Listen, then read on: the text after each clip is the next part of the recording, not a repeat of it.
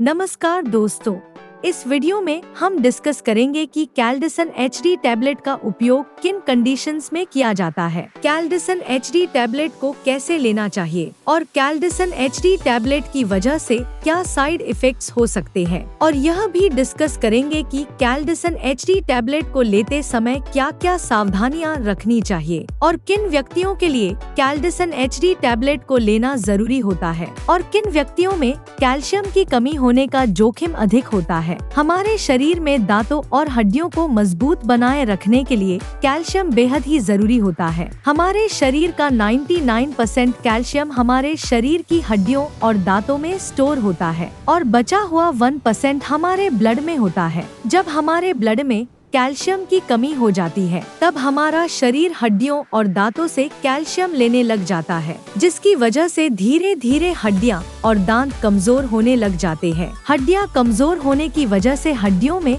हल्की सी चोट या गिरने की वजह से भी फ्रैक्चर हो सकता है। कैल्शियम की कमी की वजह से दांतों की जड़ें कमजोर हो जाती है और दांत भंगुर होकर टूटने लगते हैं और छोटे बच्चों में कैल्शियम की कमी होने पर उनके दांतों को निकलने में देरी हो सकती है या लंबा समय लग सकता है। बच्चों में कैल्शियम की कमी लंबे समय तक रहने पर उनकी हाइट भी कम रह सकती है। कैल्शियम की कमी की वजह से बच्चों में रिकेट्स हो सकता है और 19 साल से अधिक उम्र के व्यक्तियों में ऑस्टियोमलेशिया और ओस्टियोपोरोसिस होने का रिस्क अधिक हो जाता है। ओस्टियोपोरोसिस एक हड्डियों का रोग है जिसमें हड्डियां बहुत ही कमजोर व अंदर से खोखली हो जाती है, जिसकी वजह से हड्डियों में हल्की सी चोट या गिरने की वजह से भी फ्रैक्चर हो सकता है। शरीर में कैल्शियम की कमी होने पर शरीर की हड्डियों और जोड़ों में दर्द रहने की समस्या भी हो सकती है। कैल्शियम के साथ विटामिन डी भी लेना जरूरी होता है। शरीर में विटामिन डी की कमी होने पर भी कैल्शियम की कमी हो सकती है, क्योंकि विटामिन डी शरीर में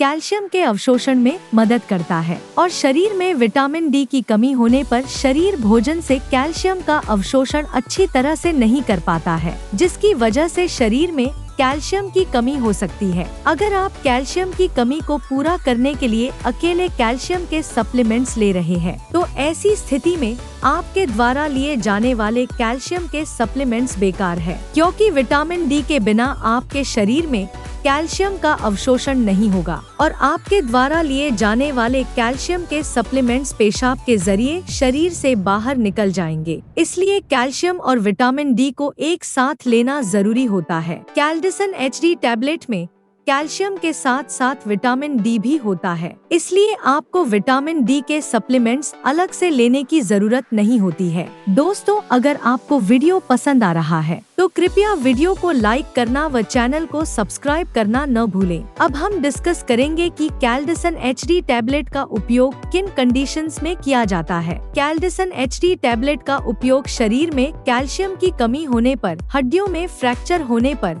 रूमेटॉइड अर्थराइटिस और ऑस्टियोआर्थराइटिस होने पर, शरीर के जोड़ों, हड्डियों व मांसपेशियों में दर्द होने पर, न्यूरोपैथिक दर्द होने पर यानी नसों का दर्द होने पर, डायबिटिक न्यूरोपैथी होने पर, गर्भवती महिलाओं और स्तनपान करा रही महिलाओं के लिए ऑस्टियोपोरोसिस होने पर, ऑस्टियोमलेशिया या रिकेट्स होने पर, शरीर में न्यूट्रिशन की कमी होने पर, शरीर में दांतों, जोड़ों और हड्डियों को स्वस्थ बनाए रखने के लिए, और जो व्यक्ति मिर्गी या दौरों की दवाइयाँ ले रहे हैं जैसे फेनोबार्बिटल फेनिटोइन, उन व्यक्तियों को भी डॉक्टर कैल्डिसन एचडी टैबलेट को लेने की सलाह दे सकता है। अब हम डिस्कस करेंगे कि किन व्यक्तियों में कैल्शियम की कमी होने का जोखिम अधिक होता है और किन व्यक्तियों को कैल्डिसन एचडी टैबलेट को लेने की जरूरत पड़ सकती है। जो व्यक्ति शुद्ध शाकाहारी डाइट लेते हैं और दूध, दही जैसे डेयरी प्रोडक्ट्स का सेवन बहुत कम मात्रा में करते हैं, ऐसे व्यक्तियों में कैल्शियम की कमी होने का जोखिम अधिक होता है। इसलिए ऐसे व्यक्तियों को कैल्डिसन एचडी टैबलेट को लेने की जरूरत पड़ सकती है। महिलाओं में मेनोपॉज के बाद एस्ट्रोजन हार्मोन का प्रोडक्शन कम हो जाता है, जिसकी वजह से महिलाओं में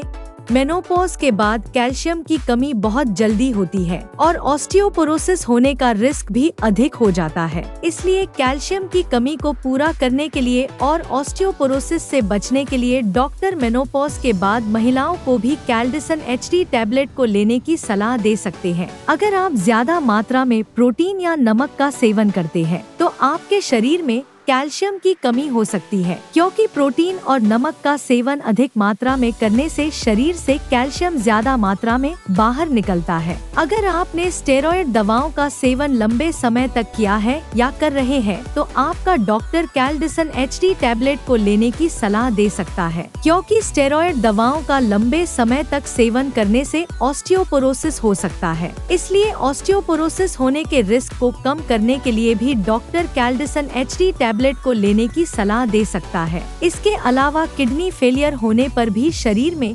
कैल्शियम की कमी बहुत जल्दी होती है। जिन व्यक्तियों को लैक्टोज इंटॉलरेंस की समस्या है, उन व्यक्तियों में भी कैल्शियम की कमी हो सकती है। लैक्टोज इंटॉलरेंस की समस्या होने पर व्यक्ति दूध को अच्छी तरह से पचा नहीं पाता है, जिसकी वजह से भी शरीर में कैल्शियम की कमी हो सकती है। अगर किसी व्यक्ति को दूध को पीने के बाद पेट में दर्द, पेट में गैस, पेट में भारीपन, दस्त या स्टूल के अंदर फैट आती है, तो ये लक्षण लैक्टोज इंटॉलरेंस के हो सकते हैं। अब हम डिस्कस करेंगे कि कैल्डिसन HD टैबलेट को कैसे लेना रिकमेंडेड होता है। कैल्डिसन HD टैबलेट को खाना खाने के बाद लेना रिकमेंडेड होता है। कैल्डिसन HD टैबलेट को आप हल्के गर्म दूध या हल्के गर्म पानी के साथ ले सकते हैं। आमतौर पर 18 साल से अधिक उम्र के ज्यादातर व्यक्तियों को डॉक्टर कैल्डिसन HD टैबलेट को दिन में एक ही बार लेने की सलाह देते हैं। कैल्डिसन HD टैबलेट की डोज उम्र, शरीर के वजन और बीमारी की गंभीरता के आधार पर कुछ व्यक्तियों में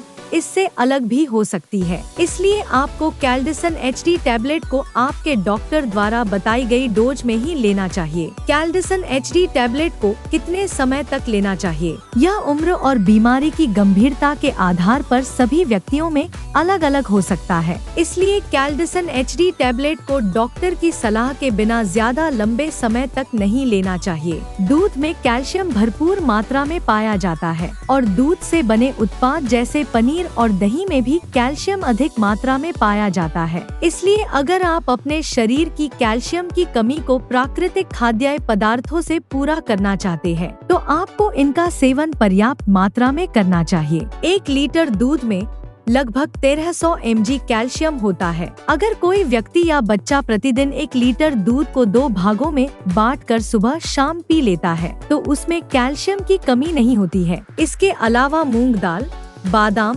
नारियल, सोयाबीन, आम, संतरा और आंवला भी कैल्शियम से भरपूर होते हैं। इसलिए इनका सेवन आपको भरपूर मात्रा में करना चाहिए। साइड इफेक्ट्स की बात करें तो वैसे तो कैल्डिसन HD टैबलेट एक बहुत ही सुरक्षित दवा है और ज्यादातर व्यक्तियों में कैल्डिसन HD टैबलेट की वजह से कोई साइड इफेक्ट्स नहीं होते हैं। लेकिन अगर आप कैल्डिसन HD टैबलेट को रिकमेंडेड डोज से ज्यादा डोज में लेते हैं, तो इसकी वजह से ब्लड में कैल्शियम का लेवल ज्यादा हो सकता है, जिसको हाइपरकैल्सीमिया भी कहते हैं। शरीर में कैल्शियम का स्तर ज्यादा होना भी नुकसानदायक होता है। कुछ रिसर्च में यह पाया गया है कि ब्लड में कैल्शियम का लेवल ज्यादा होने से दिल से संबंधित रोग होने का रिस्क अधिक हो जाता है। किडनी में पथरी होने का रिस्क भी अधिक हो जाता है। इसलिए डॉक्टर की सलाह के बिना कैल्डिसन HD टैबलेट को ज्यादा डोज में या ज्यादा लंबे समय तक लेने से बचना चाहिए। अब हम डिस्कस करेंगे कि कैल्डिसन HD टैबलेट को लेते समय क्या क्या सावधानियां रखनी चाहिए। थायराइड की टैबलेट और कैल्डिसन HD टैबलेट को एक साथ नहीं लेना चाहिए, क्योंकि थायराइड की टैबलेट और कैल्डिसन HD टैबलेट को एक साथ लेने से थायराइड की टैबलेट का अवशोषण कम हो सकता है, जिसकी वजह से थायराइड की टैबलेट की प्रभावशीलता कम हो सकती है।